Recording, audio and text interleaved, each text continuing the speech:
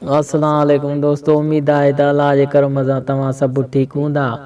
मां आहियां तव्हांजो मुश्ताक अहमद कलोड़ो ऐं तव्हां ॾिसी रहिया आहियो मुश्ताक परदेसी यूट्यूब चैनल। अॼु जो टॉपिक आहे सोनारो ऐं वतायो। हाणे ॿई ॾिसूं पाण में छा था चवनि। हिकु ॾींहुं हिकु सोनारो वापार जी नियत सां सफ़र लाइ निकितो त वाट ते वतायो बि मिली वियसि। ॿिन्ही जी मंज़िल साॻी हुई, सो सफ़र जा साथी बणिजी निकिरी पिया। सोनारे सम्झो त सफ़र में हिक खां ॿ गॾु चङा, सो सोनारो वताए फ़क़ीर सां मुसाफ़िरीअ लाइ रुलिजी पियो। पंधु कंदे कंदे खेनि सिजु लही वियो। राति जो फ़क़ीर रस्ते ते ई लेटी पियो, पर सोनारे वटि 100 रुपया हुआ, सो पासो वठी वञी सुम्ही रहियो। लड़ीअ राति के चोर अची उतां लांघा उथिया। खेनि को शिकार कोन लॻो हो।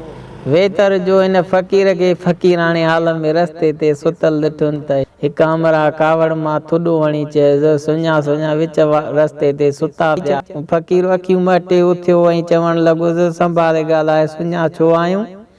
मुंहिंजो त ख़ैरु आहे, बाक़ी परियां जेको मुंहिंजो साथी सोनारो सुतल आहे उन जे हड़ में रोकड़ा 100 रुपया आहिनि।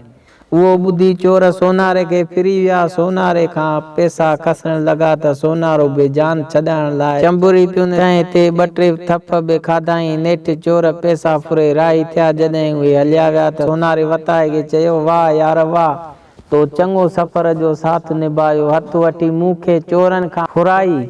वताए चयो, यार तुंहिंजा 100 रुपया विया त थियो ख़ैरु, पर हूंदे सूंदे हरू भरू सुञाईअ जो तानो कोन सहबो।